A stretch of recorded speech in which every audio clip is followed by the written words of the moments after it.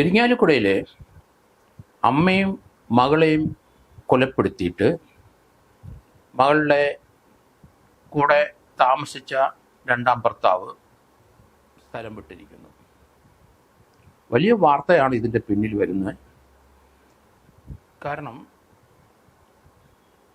ആ പാടിയൂർ പഞ്ചായത്ത് ഓഫീസിനടുത്ത് അടുത്ത കാലത്ത് നല്ലൊരു വീട് വന്ന ഒരാൾ വാടകയ്ക്ക് എടുക്കുന്നു. അത് അവിടെ കാറളം വെള്ളാനിയിലെ പരമേശ്വരൻ്റെ ഭാര്യ മണി 74 വയസ്സ്, അവരും മകള് 41 വയസ്സുള്ള രേഖയും 6 മാസം മുമ്പാണ് വാടകയ്ക്കെടുത്തത്. രേഖയുടെ ആദ്യത്തെ ഭർത്താവ് അവരുമായിട്ട് ബന്ധം ഉപേക്ഷിച്ച് പോയി. അതിൽ 2 കുട്ടികളുണ്ട്.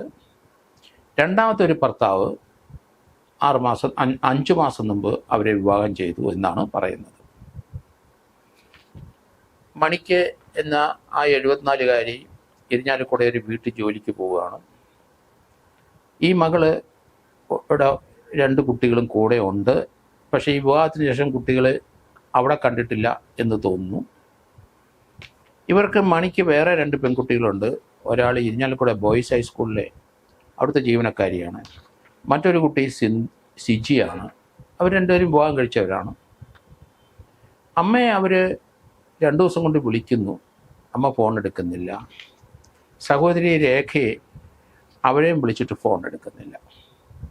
ഇവർ കഴിഞ്ഞ ദിവസം ഈ വാടക വീടിൻ്റെ അവിടെ എത്തി. ഉച്ചയ്ക്ക് അവർ സ്കൂളിൽ നിന്ന് 2 മണിയായപ്പോൾ ഇവിടെ എത്തി.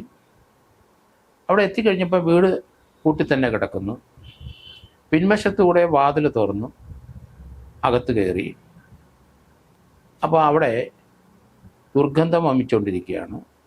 അമ്മയും മകളും ആ വീടിനകത്ത് മരണപ്പെട്ട് 2-3 ദിവസം മുമ്പ് മരണപ്പെട്ട് കിടക്കുന്നു. അതിൻ്റെ അയൽവക്കത്തുള്ളവർ ചെറിയ ദുർഗന്ധമൊക്കെ വന്നിരുന്നു എന്ന് പറയുന്നുണ്ട്. ഇവർ 2 പേരും കിടക്കുന്നത് അടുക്കളയോടും ബെഡ്റൂമിനോടും ഇടയ്ക്കാണ്. 2 പേര് മൃതദേഹത്തിന് 3-4 ദിവസം പഴക്കമുണ്ട്. Police Kattoor circle inspector Biju അവിടെ വന്ന് നടപടികളൊക്കെ എടുത്ത് പോസ്റ്റ്മോർട്ടത്തിൽ 2 പേരുടെയും കഴുത്ത് ഞെരിച്ചാണ് കൊന്നിരിക്കുന്നത്. 2 പേരും നല്ല ആരോഗ്യമുള്ള സ്ത്രീകളാണ്. അമ്മയ്ക്ക് 74 വയസ്സുണ്ട്, വേറൊരു വീട്ടിൽ ജോലി ചെയ്യുകയാണ്. മകള് 41 വയസ്സ് രേഖയും വീട്ടിൽ തന്നെയുണ്ട്. ഏതായാലും ഈ വിവാഹത്തിൽ അവർ വലിയ പ്രതീക്ഷയോടെയാണ് നടത്തിയിരിക്കുന്നത്. നല്ല ഒരു വീട് വാടകയ്ക്ക് എടുത്തിട്ടാണ് ആ വിവാഹം നടത്തിയത് തന്നെ. ഇയാള് പ്രേംകുമാർ എന്ന് പറഞ്ഞ ആള് കോട്ടയംകാരനാണ് എന്നാണ് അവരുടെ അറിവ്. അവിടുത്തെ ഉദയംപേരുള്ള ഒരു കൊലക്കേസിനകത്ത് ജാമ്യത്തിൽ നിൽക്കുന്നയാൾ അല്ലെങ്കിൽ പരോളിൽ ഇറങ്ങിയ ആളായിട്ടാണ് പറയുന്നത്. ഉദയംപേരൂരിലെ ഒരു ഉദയംപേര് വിദ്യാ മർഡർ കേസ് എന്ന് പറയുന്ന വലിയ ഒച്ചപ്പാടുണ്ടാക്കിയ ഒരു കേസുണ്ടായിട്ടുണ്ട്. ആ കേസിലെ പ്രതിയാണ്. ഇപ്പം വരുന്ന വാർത്തകൾ അയാൾ പരോളിൽ ഇറങ്ങിയ സമയത്താണ് ഈ വിവാഹം കഴിക്കാൻ ശ്രമിച്ചത്. ആ കേസിനകത്ത് വിദ്യയുടെ ആദ്യത്തെ ഇയാളുടെ ഭാര്യയിൽ 2 കുട്ടികളുണ്ട്. ഇയാൾ എന്താണ് ജോലിയെന്ന് ഇപ്പോൾ ഇതുവരെ മനസ്സിലായിട്ടില്ല ഇയാളുടെ. അപ്പോൾ ആദ്യം ഒരു മർഡർ ചെയ്ത് അതിനെ ജാമ്യത്തിൽ ഇറങ്ങി അല്ലെങ്കിൽ പരോളിൽ ഇറങ്ങി നിൽക്കുന്ന സമയത്താണ് രണ്ടാമത്തെ വിവാഹം കഴിക്കുകയും ആ 2 പേരെയും കൊലപ്പെടുത്തുകയും ചെയ്തത്. അപ്പം അങ്ങനെ 3 കൊലപാതകമായി. ഇതേപോലെ അല്ലെ വിദ്യ എന്ന ഒരു സ്ത്രീയെ വിവാഹം കഴിച്ച് ഇയാൾ അവിടെ താമസിക്കുകയാണ്. ഇയാൾ ഒറിജിനൽ കോട്ടയംകാരനാണ് എന്ന് പറയുമെങ്കിലും തിരുവനന്തപുരം വെള്ളടക്കാരൻ തന്നെയാണ്. അവിടെ ഒന്നിച്ച് താമസിച്ചുകൊണ്ടിരുന്ന സമയത്ത് ഇയാൾക്ക് പല സ്ത്രീകളുമായിട്ട് ബന്ധമുണ്ട്. അങ്ങനെ ഇയാൾ തിരുവനന്തപുരത്ത് വന്നപ്പം ഇവരുടെ വെള്ളറടയിലെ പഴയ കാലത്ത് ഒന്നിച്ച് പഠിച്ചവരുടെ ഒരു അലുമിനിയോ കൂട്ടായ്മയോ ഉണ്ടായി. അന്നേരം ഇയാളെ പഴയ ഗേൾഫ്രണ്ടിനെ കണ്ടു. ഒന്നിച്ച് പഠിച്ചവളാണ് സുനിത ബേബി എന്ന്. അവളിപ്പം ഹൈദരാബാദിലെ നേഴ്സാണ്. അന്നും ഒരു ചെറിയ പ്രേമം 2 പേർക്കും ഉണ്ടായിരുന്നു. ഏതായാലും ഒന്നിച്ച് താമസിക്കാം എന്ന് പറഞ്ഞു. ഇവൾ പെട്ടെന്ന് ഹൈദരാബാദിലെ തൻ്റെ ജോലി രാജിവെച്ചു.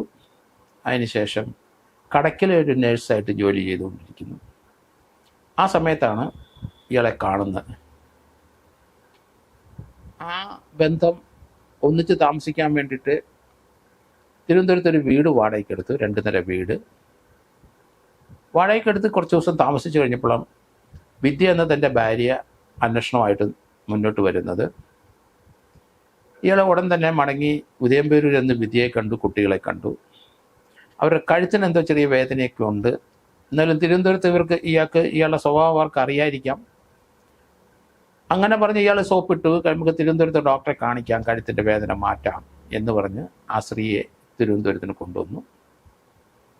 ഇവിടെ കൊണ്ടുവന്നിട്ട് ഇയാൾ വാടകയ്ക്കെടുത്ത വീടിൻ്റെ 2ാം നിലയിലേക്ക് ആ ഒന്നിച്ചു കൊടുത്ത സുനിതാ ബേബിയെ അങ്ങ് മാറ്റി.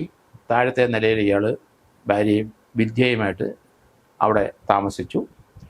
ഒരു ദിവസം കഴിഞ്ഞ് ഡോക്ടറെ കാണിക്കുന്നതിന് മുമ്പ് തലേ ദിവസം ഇവർ രണ്ടുപേരും നന്നായിട്ട് മദ്യപിച്ചു. ഇയാൾ മദ്യപിക്കുന്ന ആളാണ്. ഭാര്യയെ വിദ്യയെ നിർബന്ധപൂർവ്വം അവർ മദ്യം കൊടുത്തു, അവളെ മയക്കി. അതിനുശേഷം അവളെ കഴുത്തിലൊരു ചരടിട്ട് കുരുക്കി അവളെ കൊന്നു. അവളെ കഴുത്ത് ഞെരിച്ച് കൊന്നിട്ട് അവരുടെ താഴത്തെ ബാത്റൂമിനകത്ത് കൊണ്ടിട്ടു. അതിനുശേഷം മുകളിൽ താമസിക്കുന്ന സുനിതാ ബേബിയെ വിളിച്ചുകൊണ്ട്, നേഴ്സാണല്ലോ, മരിച്ചോ ഇല്ലയോ എന്ന് നോക്കിച്ചു. അതിനുശേഷം അവർ മോളിൽ കയറിപ്പോയി. രാവിലെ പതിവ് പോലെ അവർ കടയ്ക്കൽ ജോലിക്ക് പോയി. ഭർത്താവെന്ന് പറയുന്ന ഈ വ്യക്തി പ്രേംകുമാർ രാവിലെ അയാളുടെ സുഹൃത്തിനെ ആരോടെ ഒരു സഹായത്തിന് വേണ്ടി വിളിച്ചിട്ട് ഈ ഡെഡ് ബോഡി കൊണ്ട് കളയാനായിട്ടുള്ള ശ്രമമായിരുന്നു. സുഹൃത്ത് അതിനോട് യോജിച്ചില്ല. അതിനുശേഷം വൈകിട്ട് ഇയാൾ സുനിതാ ബേബി വന്നപ്പം, നേഴ്സ് വന്നപ്പം ഒരു കാറിൽ ഡെഡ് ബോഡിക്ക് എടുത്ത് കിടത്തി. സുനിതാ ബേബിയെ പിൻസീറ്റിലിരുത്തി അവരുടെ കൈ പിടിച്ചുകൊണ്ടിരുന്നു.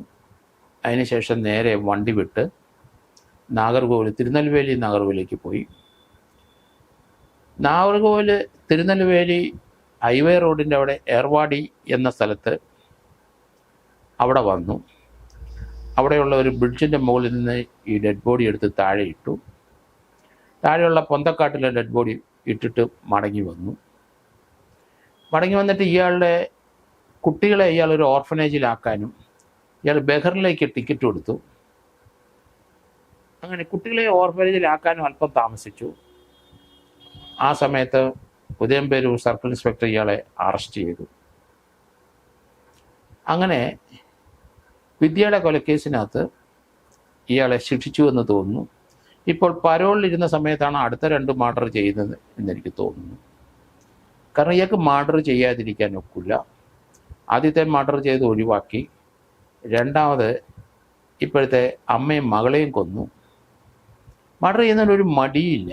പക്ഷേ ആ മർഡർ ചെയ്ത വീട്, വാടകയ്ക്കെടുത്ത വീട്ടിൽ അത് മുഴുവൻ അരിച്ചു പെറുക്കി നോക്കിയിട്ടുണ്ട്.